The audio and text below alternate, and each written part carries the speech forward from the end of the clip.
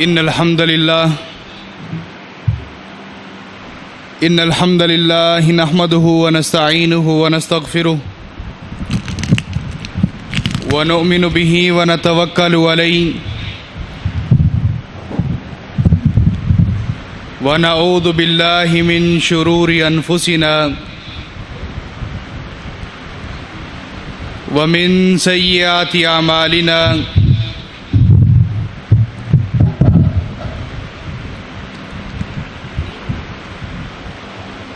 من يهده الله فلا مضل له ومن يضلل فلا هادي له وأشهد أن لا إله إلا الله وحده لا شريك له وأشهد أن محمدا عبده ورسوله اللهم صل على محمد وعلى آل محمد كما صليت على إبراهيم وعلى آل إبراهيم إنك حميد مجيد اللهم بارك على محمد وعلى آل محمد كما باركت على إبراهيم وعلى آل إبراهيم إنك حميد مجيد من يطع الله ورسوله فقد رشد واهتدى ومن يعص الله ورسوله فقد ضل وغوى أما بعد فإن خير الحديث كتاب الله وخير الهدي هدي محمد صلى الله عليه وآله وسلم وشر الأمور محدثاتها وكل محدثة بدعة وكل بدعة ضلالة وكل ضلالة في النار قد قال الله سبحانه وتعالى في القرآن المجيد والفرقان الحميد اعوذ باللہ من الشیطان الرجیم بسم اللہ الرحمن الرحیم انما یرید اللہ لیذہب عنکم الرجس اہل البیت ویطہرکم تطہیرا وقال النبی صلی اللہ علیہ وآلہ وسلم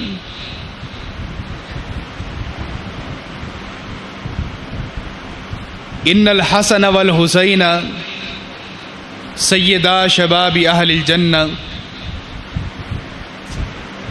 وقال النبی صلی اللہ علیہ وآلہ وسلم ترکت فیکم الثقلین احدہما کتاب اللہ وعطرۃ اہل بیتی وقال النبی صلی اللہ علیہ وآلہ وسلم اللہم ہؤلاء اہل بیتی اللہم ہؤلاء اہل بیتی اللہم ہؤلاء اہل بیتی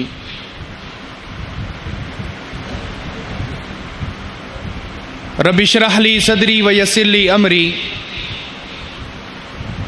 واحلل عقدۃ من لسانی یفقہوا قولی ربی زدنی علما ربی زدنی علما اللہم ربی زدنی علما اللہم انی اسألک علما نافعا اللہم انی اعوذ بک من علم لا ينفع وزدنی علما صدق اللہ العظیم وصدق رسولہ النبی الکریم ونحن علی ذلک لمن الشاہدین والشاکرین والحمد للہ رب العالمین۔ سب ساؤنڈ ختم کر دو اس کا۔ ہر قسم کی حمد و ثنا،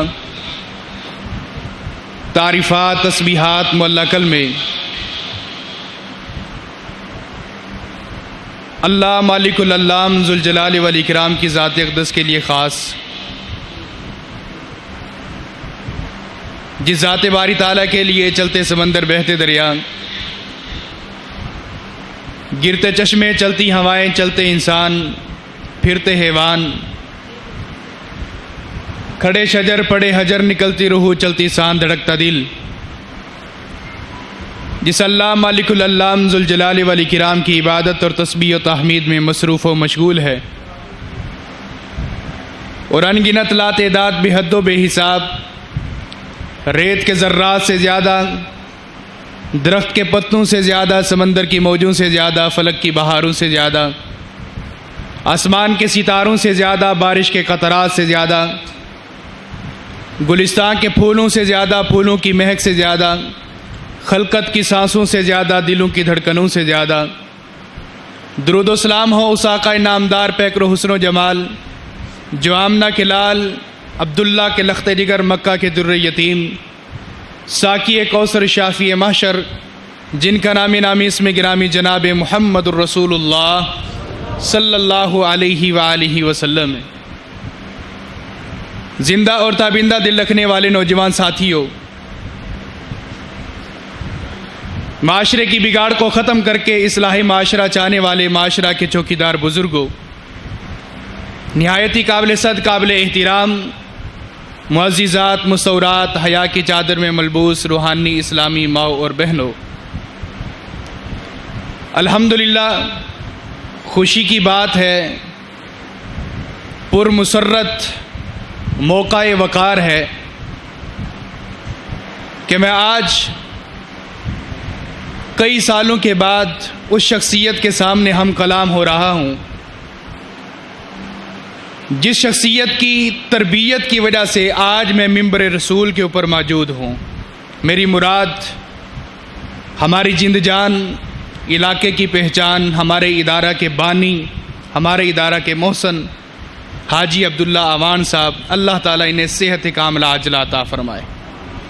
یقیناً جماعت کے لیے بھی سرمایہ ہے اور میرے لیے تو ایک باپ کی حیثیت سے ہے۔ ہمیں 7-8 سال تک گندم دانہ سب کچھ ہمیں کھلا کر اس منبر رسول پر پہنچانے والی یہی شخصیت آج موجود ہے، الحمدللہ۔ دعا کریں کہ اللہ ہم سب کو اور جو ان کی وجہ سے تعلیم یافتہ ہوئے، عالم بنے، حافظ بنے، سب کو ان کے لیے صدقہ جاریہ بنا دے۔ محترم ساتھیوں، بزرگوں، محرم الحرام سال کا پہلا مہینہ رواں دواں ہے، آخری عشرہ ہے، آخری ایام ہے۔ اگر ان دنوں کے اندر بھی اہل بیت، اہل طہار، نبی کا خاندان، نبی علیہ الصلوۃ والسلام سے جڑے ہوئے تعلق دار، آپ کا خون، آپ کے نواسے، آپ کی بیٹی، آپ کے داماد، ان کا ذکر ان دنوں میں بھی نہ کیا جائے تو میں سمجھتا ہوں کہ ناانصافی ہے۔ جہاں لوگ ایک شخصیت کو لے کر بیٹھ گئے ہیں، ہم کیوں نہ وہاں پر عدل و انصاف کا پیمانہ اٹھا کر سب شخصیات کو بیان کرتے ہوئے نبی علیہ الصلوۃ والسلام کی شریعت اور آپ کے فرمان رسول کے مطابق ان کی پہچان کرائیے اور ان تک لوگوں کو پہنچائیے کہ ان کی فضیلت، ان کا مقام اور ان کا رتبہ کیا ہے۔ ایک مثال دے کے اپنی بات کو شروع کرتا ہوں۔ امام زبیدی رحمہ اللہ تاریخ کے بہت بڑے امام ہیں،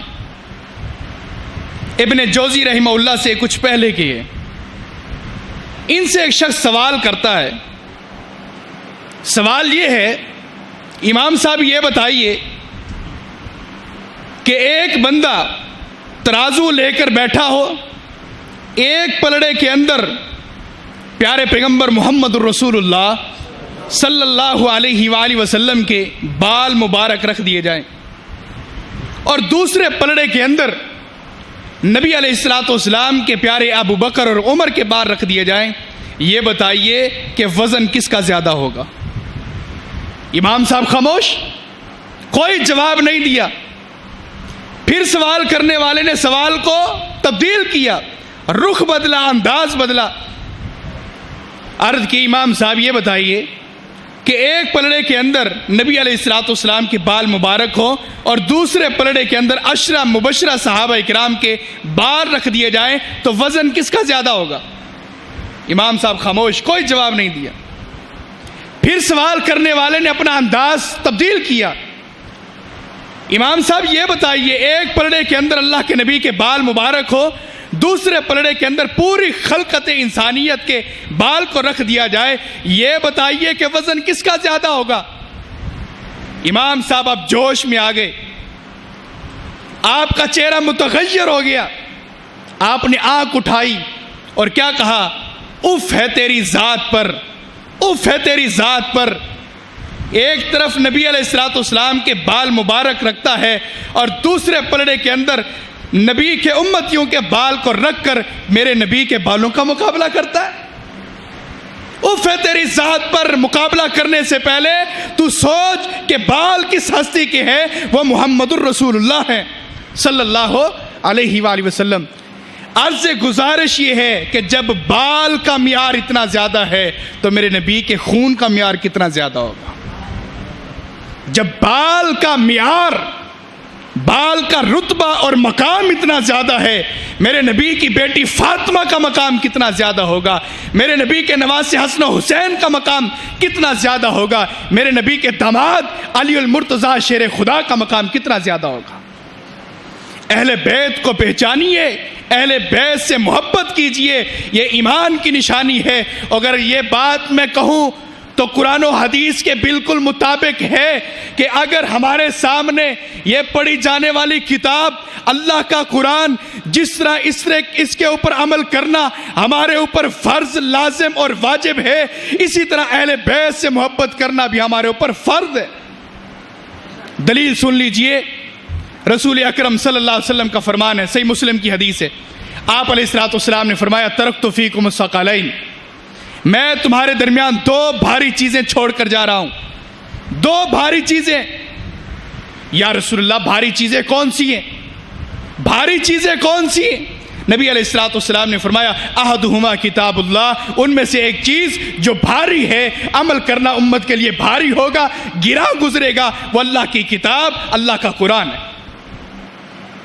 دوسری چیز جو بھاری ہے، ثقل ہے، نبی علیہ الصلوۃ والسلام نے فرمایا وَإِطْرَةِ أَهْلُ بَيْتِي، میرا خاندان، میرے اہل بیت۔ جہاں پر اللہ کے نبی نے قرآن امت کو دیا ہے، وہاں پر اللہ کے نبی نے اہل بیت بھی امت کو دیا ہے۔ جہاں پر قرآن کی طرف اللہ کے نبی نے رغبت دلائی ہے، وہاں پر اللہ کے نبی علیہ الصلوۃ والسلام نے اہل بیت کی بھی رغبت دلائی ہے۔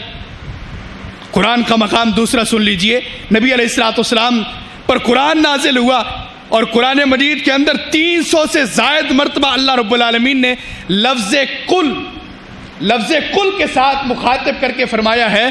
اور امام ابن کثیر رحمہ اللہ فرماتے ہیں کہ جہاں پر اللہ رب العالمین لفظ کل کے ساتھ انتخاب کر کے مخاطب کر کے فرماتے ہیں، وہاں پر اللہ اہم مسئلہ بیان کرتے ہیں۔ نہیں سنا قل هو اللہ احد، اللہ نے یہاں پر اہم مسئلہ توحید کا بیان کیا ہے لفظ کل کے ساتھ۔ 300 سے زائد مقام جہاں پر اللہ نے کل کے ساتھ مخاطب کر کے اہم مسئلے کو بیان کیا، یہاں پر بھی کیا ہے؟ قل لا اسألکم علیہ اجرا الا المودۃ فی القربى، میرے امتیوں، میرے یاروں، میرے پروانوں، میرے مستانوں، میرے ساتھ بیٹھ کر تعلیم سننے والوں، پڑھنے والوں، جاننے والوں، میرے سامنے بیٹھ کر تزکیہ نفس کرنے والوں، جنت کی بشارت لینے والوں، جہنم سے بچنے والوں، سنو میرے امتیوں، میں تم سے اس تعلیم پر، اس قرآن کی تعلیم دینے پر، قرآن پڑھانے پر، قرآن سکھانے پر، تزکیہ نفس کرنے پر، جہنم سے بچانے پر، جنت کے داخلے دینے پر تم سے کسی وظیفے کا سوال نہیں کرتا، تم سے کسی تنخواہ کا سوال نہیں کرتا، تم سے کسی روپے درہم دینار کا سوال نہیں کرتا۔ یا رسول اللہ سوال کون سا ہے؟ الا المودۃ فی القربى، میرے رشتہ داروں کے بارے میں اپنے دلوں کو صاف کر لو، میرے رشتہ داروں کی محبت اپنے دلوں میں بسا لو۔ اللہ کے نبی نے، سنیے سمجھیے اس نقطے کو، اللہ کے قرآن کو، کہ اللہ رب العالمین نے نبی علیہ الصلوۃ والسلام کے ذریعے 23 سال تک دین شریعت محمدی دے کر اللہ کے نبی علیہ الصلوۃ والسلام نے مطالبہ کیا ہے تو اہل بیت سے محبت کا مطالبہ کیا ہے، دین دیا ہے، اہل بیت سے محبت لی ہے۔ کہ میرے اہل بیت سے محبت لو، قرآن کے 30 پارے لے لو، 11 لاکھ نبی کی حدیث لے لو، تاریخ لے لو، مورخین کی تاریخ، مفسرین کی تفسیر اور محدثین کی حدیث لے کر نبی کے سارے رشتہ داروں کے ساتھ محبت کر کے، عقیدت کر کے، کسی کی تفریق نہ کرو، کسی کو نیچے نہ کرو، کسی کو اوپر نہ کرو، جس کا جو درجہ مقام ہے اس کو دیجئے، جو اللہ کے نبی علیہ الصلوۃ والسلام نے مقام رتبہ بتا دیا ہے وہی اس کی شان ہے، وہی اس کا مقام ہے، اس سے نہ کمی کیجئے نہ اضافہ کیجئے، نہ غلو کیجئے، نہ جنت کے قریب کریں نہ جہنم کے قریب کریں، بلکہ معتدل ہو کر ان کے ساتھ محبت کیجئے، پیار کیجئے۔ نبی علیہ الصلوۃ والسلام کا فرمان ہے، آپ علیہ الصلوۃ والسلام فرماتے ہیں، آقا علیہ الصلوۃ والسلام نے فرمایا، اے اللہ میرے یہ اہل بیت ہیں، اے اللہ میرے یہ اہل بیت ہیں، اے اللہ میرے یہ اہل بیت ہیں۔ قرآن مجید نازل ہو گیا، انما یرید اللہ لیذھب عنکم الرجس اہل البیت ویطہرکم تطہیرا۔ اے پیغمبر، اللہ کا ارادہ بن چکا ہے، آپ کی دعا کے ساتھ اللہ نے کن کے ساتھ اشارہ کر دیا ہے، آپ کی دعا کے ساتھ وہ اشارہ کیا ہے، وہ ارادہ کیا ہے، وہ لفظ کن کا مطالبہ کیا ہے، یرید اللہ لیذھب عنکم الرجس اہل البیت ویطہرکم تطہیرا۔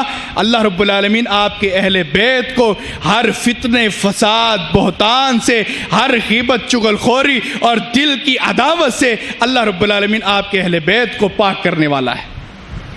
اہل بیت کو جس کو اللہ پاک کرے وہ جنت کے شہزادے نہیں تو کیا ہے، جس کو اللہ پاک کرے وہ ہمارے آنکھوں کا سرما نہیں تو کیا ہے، جسے اللہ پاک کرے وہ ہمارے دلوں کا سکون نہیں تو کیا ہے، جسے اللہ پاک کرے ہم ان کے غلام نہیں تو کیا ہے۔ نبی علیہ الصلوۃ والسلام چند مغالطے سن لیجئے، ہماری امت کے اندر بگاڑ پیدا ہو چکا ہے ایک تھوڑا سا، وہ یہ ہے کہ چند لوگ اہل بیت صرف 5 تن پاک کو مانتے ہیں، 5 تن پاک کو مانتے ہیں، اور کچھ جو ہے اتنا غلو کر جاتے ہیں کہ سب کو ہی کہتے ہیں کہ اہل بیت ہے۔ لیکن نہیں، ہم وہی بات کریں گے جو قرآن و حدیث سے ثابت ہے، باہر نہیں جائیں گے، 5 تن نہیں بلکہ نبی علیہ الصلوۃ والسلام کے سارے تن پاک ہیں۔ اور بالکل ہے کہ نہیں، نبی علیہ الصلوۃ والسلام کے سارے تن پاک ہیں۔ ابو بکر، عمر، عثمان و علی، طلحہ، زبیر، سعد بن ابی وقاص، سعید بن زید، نبی علیہ الصلوۃ والسلام کا چھوٹا بڑا ہر ایک صحابی پاک ہے، گناہ سے بھی پاک ہے اور جہنم کی آگ سے بھی پاک ہے۔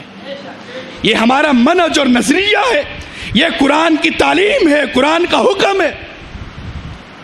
ایک روایت پیش کی جاتی ہے، بالکل صحیح سکہ روایت، اور روایت یہ ہے کہ نبی علیہ الصلوۃ والسلام حضرت ام سلمہ رضی اللہ تعالیٰ عنہ کے گھر تشریف فرما ہے۔ آپ علیہ الصلوۃ والسلام نے حضرت فاطمہ رضی اللہ تعالیٰ عنہ کے ساتھ کافی گفتگو اور باتیں کی۔ اتنی دیر کے اندر نبی علیہ الصلوۃ والسلام کا پیارا نواسہ حضرت حسن رضی اللہ عنہ آپ کی گود میں آ کر بیٹھ گئے۔ باتیں چلتی رہی، اسی آسنا کے اندر حضرت حسین رضی اللہ عنہ بھی تشریف لے آئے، باتیں چلتی رہی۔ پھر تھوڑی دیر کے بعد علی المرتضیٰ تشریف لے آئے، پھر باتیں چلتی رہی۔ نبی علیہ الصلوۃ والسلام نے فرمایا کہ جاؤ میری کملی مبارک لے کر آؤ، میری چادر مبارک لے کر آؤ۔ نبی علیہ الصلوۃ والسلام کی چادر مبارک آئی، آپ نے ان 5 تن پاک شخصیات کے اوپر اوڑھا اور دعا کی، اللہم ہؤلاء اہل بیتی، اللہم ہؤلاء اہل بیتی۔ ام سلمہ رضی اللہ عنہ نے جب یہ الفاظ سنے کہنے لگی، یا رسول اللہ اگر آپ کی اجازت ہو تو میں بھی چادر کے نیچے آ جاؤں، اگر آپ اتنے دل کے ساتھ دعا کر رہے ہیں تو مجھے اجازت دیجئے میں بھی آپ کی چادر کے نیچے آ جاؤں۔ نبی علیہ الصلوۃ والسلام نے کیا فرمایا، الا مکانک الا مکانک الا مکانک۔ ام سلمہ اپنی جگہ پر ٹھہری رہو، اپنی جگہ پر ٹھہری رہو، اپنی جگہ پر ٹھہری رہو۔ نبی علیہ الصلوۃ والسلام نے ان کو اپنی جگہ پر ٹھہرایا، 5 تن پاک کو فرمایا کہ یہ میرا اہل بیت ہیں۔ لوگوں کا اعتراض یہ ہے کہ جو چادر کے نیچے آیا وہی اہل بیت ہے، جو چادر کے نیچے نہیں آیا ہم اس کو اہل بیت نہیں مانتے، کیونکہ ام سلمہ دور کھڑی ہیں، وہ چادر کے نیچے نہیں آئی، درخواست کی پھر بھی نہیں آئی، سوال کیا پھر بھی نہیں آئی. جو چادر کے نیچے آ گیا وہ پنجتن پاک ہے. جو چادر کے نیچے آیا وہ اہل بیت طہار ہے. جو چادر کے نیچے نہیں آیا وہ اہل بیت نہیں ہے. سنیے ہمارا عقیدہ اور منہج. تم تو کہتے ہو کہ ایک چادر کے نیچے ایک بار جو آیا وہ پنجتن پاک ہے اور جو چادر کے نیچے آیا وہ اہل بیت طہار ہے. واللہ منبر رسول کے اوپر کھڑا ہو کر بڑے وثوق اور پختگی کے ساتھ یہ کہتا ہوں اور دلائل کے ساتھ بات کرتا ہوں. یہ میں کہنے کی کوشش کر رہا ہوں, اس کے اوپر میں حقائق پر مبنی بھی ہوں. اور یارو بتاؤ کہ نبی علیہ السلام کے ساتھ میری امی عائشہ 9 سال تک رہی ہے. کوئی ایک رات ایسی دکھاؤ جب امی عائشہ کے اوپر میرے نبی کی چادر مبارک یا ایھا المزمل یا ایھا المدثر, ایک رات ایسی دکھاؤ جس رات کی تاریکی کے اندر میری امی عائشہ کے اوپر چادر نہ آئی ہو. جب ایک مرتبہ چادر آئی تو تم نے اہل بیت کہہ دیا. جس کے اوپر 9 سال تک چادر آتی رہی وہ اہل بیت کیوں نہیں؟ جس کے اوپر 9 سال تک چادر, اور وہ چادر مبارک جس کے اوپر جبرائیل رب کا قرآن لے کر اترا کرتا تھا, وہ چادر مبارک جس کے اوپر امی سلمہ کا نام لے کر, امی عائشہ کا نام لے کر, ام حفصہ کا نام لے کر, خدیجۃ الکبریٰ کا نام لے کر جبرائیل سلام پیش کیا کرتا تھا, وہ چادر مبارک جس چادر مبارک کے اوپر نبی علیہ السلام کا پسینہ مبارک گرا کرتا تھا, وہ چادر کے نیچے امی عائشہ رضی اللہ تعالیٰ عنہ آتی ہے.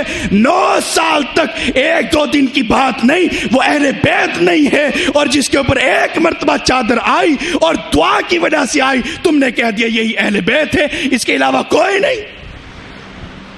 یہ عدل و انصاف نہیں, یہ زیادتی ہے. یہ نبی علیہ السلام کے خاندان کو توڑنے والی بات. اور دوسری بات, کہا جاتا ہے ام سلمہ تو سوال کر رہی تھی, اللہ کے نبی نے کیوں نہیں فرمایا کہ ام سلمہ آ جاؤ؟ اگر بیوی بھی اہل بیت کے اندر ہے تو اللہ کے نبی بلاتے نا, اللہ کے نبی کہتے کہ آ جاؤ چادر کے نیچے. میں کہتا ہوں اسی حدیث کے اندر اس کا جواب موجود ہے.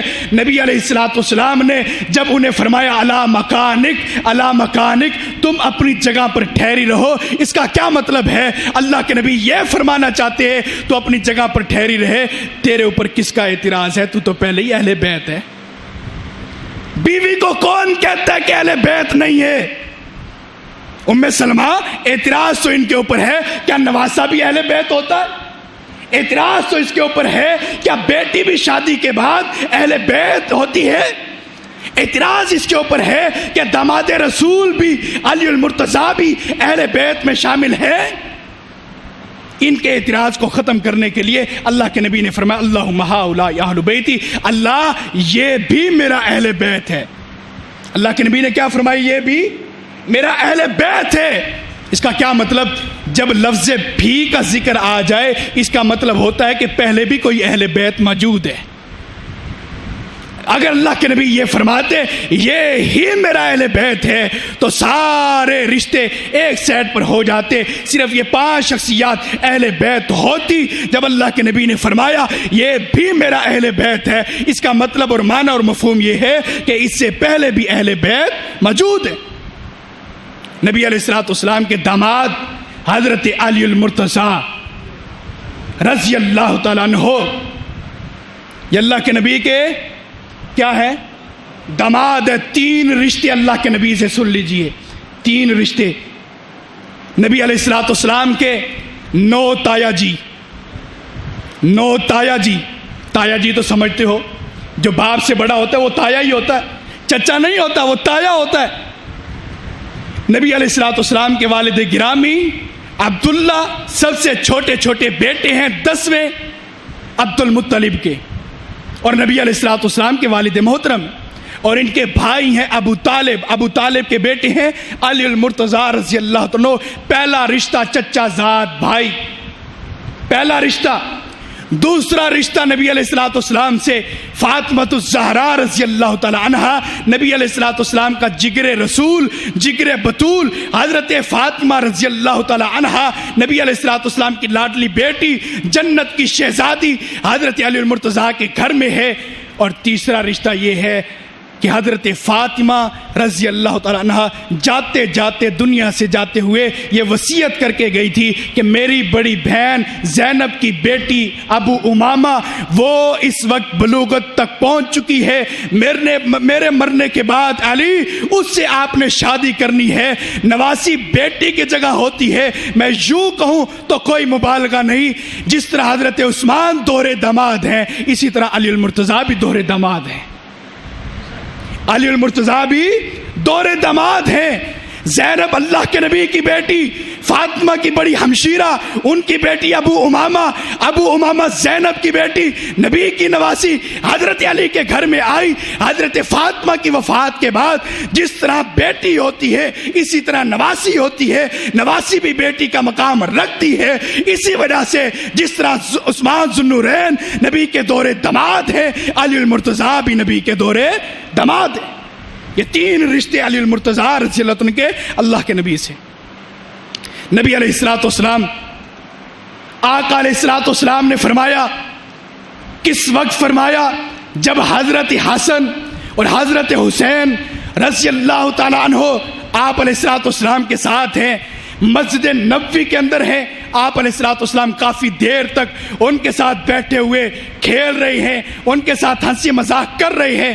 چلتے چلتے حضرت حذیفہ بن یمان رضی اللہ تعالیٰ عنہ، نبی علیہ الصلوۃ والسلام کا رازدان صحابی حضرت حذیفہ سپہ سالار حضرت حذیفہ رضی اللہ تعالیٰ عنہ اپنی والدہ کے ساتھ بیٹھے ہوئے، جامع ترمذی ابواب المناقب کے اندر یہ روایت موجود ہے، گھر کے اندر بیٹھے ہوئے ماں نے کہا کہ بیٹے کتنے دن ہو گئے اللہ کے نبی علیہ الصلوۃ والسلام کے ساتھ تو نہیں بیٹھا؟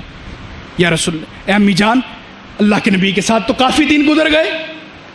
آپ نے فرمایا کہ میں تجھ سے ناراض ہوں اس وجہ سے کہ تو اللہ کے نبی علیہ الصلوۃ والسلام کے ساتھ کیوں نہیں بیٹھتا؟ فرمایا امی جان مجھے ابھی اجازت دیجئے، میں جا کر نبی علیہ الصلوۃ والسلام سے ملاقات کرتا ہوں اور فرمائیے کہ کیا کہنا ہے۔ فرمایا بیٹے جاؤ اور جا کر سب سے پہلے نبی علیہ الصلوۃ والسلام کی خدمت کرنا، پھر اللہ کے نبی علیہ الصلوۃ والسلام سے میری بخشش کی دعا کروانا، میری بخشش کی دعا کروانا۔ حضرت حذیفہ نکلے گھر سے، چلتے چلتے مسجد میں آئے، مغرب کی نماز کا وقت ہو گیا، آپ نے نماز پڑھائی، پھر عشاء کا وقت ہوا، عشاء تک حضرت حذیفہ بیٹھے رہے، پھر نبی علیہ الصلوۃ والسلام حضرت حسن و حسین کو لے کر جا رہے ہیں۔ آپ علیہ الصلوۃ والسلام جب گھر کے قریب پہنچے، حضرت حذیفہ رضی اللہ عنہ ایستا ایستا چہل قدمی کے ساتھ پیچھے پیچھے جا رہی ہیں۔ حضرت حذیفہ بھی ٹھہر گئے، اللہ کے نبی بھی ٹھہر گئے۔ نبی علیہ الصلوۃ والسلام نے آگے دیکھتے ہوئے پیچھے منہ نہیں موڑا، پیچھے مڑ کر نہیں دیکھا، بلکہ آپ نے کیا فرمایا؟ فرمایا اے حذیفہ یمان کا بیٹا تو نہیں؟ حضرت حذیفہ فرمانے لگے میری سانس اوپر کی اوپر نیچے کے نیچے رہ گئی کہ اللہ کے نبی نے دیکھا نہیں، مڑ کے دیکھا نہیں، آپ پیچھے آئے نہیں، نبی علیہ الصلوۃ والسلام نے بغیر دیکھے ہوئے کہہ دیا کہ یمان کا بیٹا حذیفہ تو نہیں آیا؟ میں نے کہا لبیک و سعدیک یا رسول اللہ، اللہ کے نبی جی میں حاضر ہوں، جی میں حاضر ہوں اللہ کے نبی۔ نبی علیہ الصلوۃ والسلام نے فرمایا کس حاجت کے ساتھ آئے ہو؟ اللہ تیری والدہ کے گناہوں کو معاف فرمائے۔ نہیں سمجھ آئی؟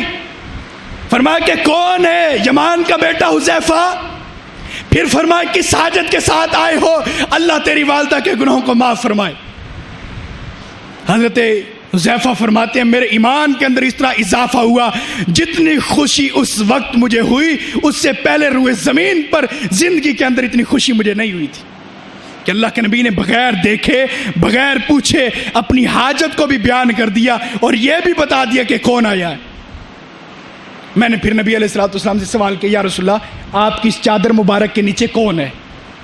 آپ نے فرمایا کہ چادر مبارک کے نیچے جو ہے میں تمہیں بتاتا ہوں، اس سے پہلے ایک فرمان سن لے۔ فرمان سن۔ یا رسول اللہ کون سا فرمان؟ بتائیے۔ نبی علیہ الصلوۃ والسلام نے فرمایا کہ آج میرے پاس وہ فرشتہ آیا، زمین پر وہ فرشتہ پہلے کبھی نہیں آیا تھا۔ وہ فرشتہ زمین پر اترا، آج سے پہلے زمین پر کبھی نہیں آیا تھا۔ یا رسول اللہ کیا کہنے کے لیے آیا؟ زمین پر اترا، فرشتہ اس سے پہلے زمین پر نہیں آیا، یا رسول اللہ کیا کہتا تھا؟ نبی علیہ الصلوۃ والسلام نے فرمایا اس کا پیغام یہ تھا کہ فرما دیجئے آپ کی بیٹی فاطمہ عورتوں کی جنت کے اندر سردار ہوگی، سیدہ ہوگی، آپ کے حسن و حسین جنت کے اندر 2 شہزادے ہوں گے، 2 شہزادے ہوں گے آپ کے حسن و حسین۔ اور نبی علیہ الصلوۃ والسلام کو یہ بتایا گیا کہ جو آپ کا داماد علی ہے، آپ ہیں، آپ کی بیٹی ہے، آپ کے نواسے ہیں، سارے کے سارے جنت میں ایک ہی مکان کے اندر ہوں گے، ایک ہی مکان کے اندر ہوں گے۔ رب العالمین جنت کے اندر ایک ہی مقام دے گا۔ حضرت حسن بھی، حضرت حسین بھی، حضرت علی المرتضیٰ بھی، نبی پاک بھی، اور حضرت فاطمہ الزہرا رضی اللہ تعالی عنہا بھی۔ حضرات، فرشتہ زمین پر پہلے کبھی نہیں آیا، زمین پر اترا ہے تو اہل بیت کا ذکر کرنے کے لیے اترا ہے۔ میں یوں کہوں کہ فرشتہ جب سے پیدا ہوا، جب سے اللہ نے اس کو نور سے پیدا کیا، جب اس کی تخلیق ہو چکی، جب آسمان کے خطے اور کنارے پر بیٹھ گیا، وہ اسی انتظار کے اندر تھا کہ اللہ کب حسن حسین کے بارے میں، فاطمہ کے بارے میں، علی المرتضیٰ کے بارے میں، محمد الرسول اللہ کے بارے میں، اللہ کے نبی علیہ الصلوۃ والسلام کے بارے میں پیغام دے، اور میں زمین پر اتر کر یہ پیغام اللہ کے نبی کو سناؤں۔ فرشتہ بھی منتظر رہا تخلیق سے لے کر جب تک پیغام نہ ملا، اس وقت تک فرشتہ جس کے بارے میں انتظار کرتا رہے، منتظر ہو، اس کا مقام نہیں تو کیا ہے، رتبہ نہیں تو کیا ہے، شان نہیں تو کیا ہے۔ ایک اور شان اور مقام سنیے، نبی علیہ الصلوۃ والسلام خطبہ جمعہ دے رہی ہے، آپ کی مسجد نبوی جہاں خطبہ دے، ریاض الجنہ، جنت کا ٹکڑا، جنت کا باغیچہ، نبی علیہ الصلوۃ والسلام خطبہ دے رہی ہیں۔ خطبہ دیتے دیتے مسجد کے صحن میں 2 شہزادے آئے، سرخ رنگ کا جبہ پہنے ہوئے 2 شہزادے دوڑتے ہوئے آئے۔ ایک شہزادہ دوسرے شہزادے کو پکڑتا ہے، جبے لمبے ہیں، پاؤں سے نیچے جا رہے ہیں، چھوٹے چھوٹے ننھے منھے پھول۔ جب مسجد نبی میں آتے ہیں، اللہ کے نبی واعظ و نصیحت کر رہے ہیں، قرآن کی تلاوت کر رہے ہیں، حدیث فرمان رسول سنا رہے ہیں، امت کو دین پہنچا رہے ہیں، شریعت کے مسائل بتا رہے ہیں۔ اللہ کے نبی علیہ الصلوۃ والسلام دیکھتے ہیں کہ حضرت حسن و حسین آپس میں کھیل رہے ہیں، کھیلتے کھیلتے زمین پر گر گئے۔ اللہ کے نبی نے قرآن پڑھتے ہوئے روک دیا، فرمان پڑھتے ہوئے روک دیا، اللہ کے نبی نے دین سناتے ہوئے روک دیا۔ کس کی خاطر؟ حسن و حسین کی خاطر۔ نبی علیہ الصلوۃ والسلام جاتے ہیں، اٹھاتے ہیں اور دونوں کو اپنے کندھوں پر سوار کیا، ممبر رسول پر بٹھایا اور کیا فرمایا؟ صدق اللہ، صدق اللہ، صدق اللہ، اللہ تو نے سچ فرمایا ہے، انما اموالکم و اولادکم فتنہ، تمہارا مال بھی، تمہاری اولاد بھی تمہارے لیے آزمائش بن کر آئی ہے۔ اور یارو، مجھے یہاں پر رک کر بات کرنے دیجئے، میں بڑے رسوخ کے ساتھ بات کر رہا ہوں۔ مقام حسن و حسین ہے، مقام اہل بیت ہے، بڑی دلیری کے ساتھ بات کر رہا ہوں۔ اس مجلس کے اندر جب خطبہ جمعہ ہو رہا تھا، مسجد نبوی تھی، اللہ کے نبی خطبہ دے رہے تھے، اس مسجد کے اندر ابو بکر تھے کہ نہیں؟ بولو، عمر تھے کہ نہیں رضی اللہ تعالیٰ عنہ؟ عثمان ذو النورین، علی المرتضیٰ، طلحہ، زبیر، سعد، سعید اور نبی علیہ الصلوۃ والسلام کے کئی صحابہ کرام مسجد کے اندر موجود تھے، لیکن پیغمبر رسالت نے یہ نہیں فرمایا کہ ابو بکر اٹھو، حسن و حسین کو اٹھاؤ، عمر اٹھو، حسن و حسین کو اٹھاؤ، علی اٹھو، اپنے لختے جگر کو اٹھاؤ، جاؤ ابو عبیدہ بن جراح اپنے بچوں کو اٹھاؤ، جاؤ عمر فاروق اپنے نواسوں کو اٹھاؤ، جاؤ سعد، سعید اپنے نواسوں کو اٹھاؤ، جاؤ طلحہ، زبیر اپنے بچوں کو اٹھاؤ۔ نہیں، جو پیغمبر خطبہ چھوڑے، جو پیغمبر قرآن کی تلاوت روکے، کس کی خاطر؟ یا حسن کی خاطر یا حسین کی خاطر رضی اللہ تعالی عنہم اجمعین۔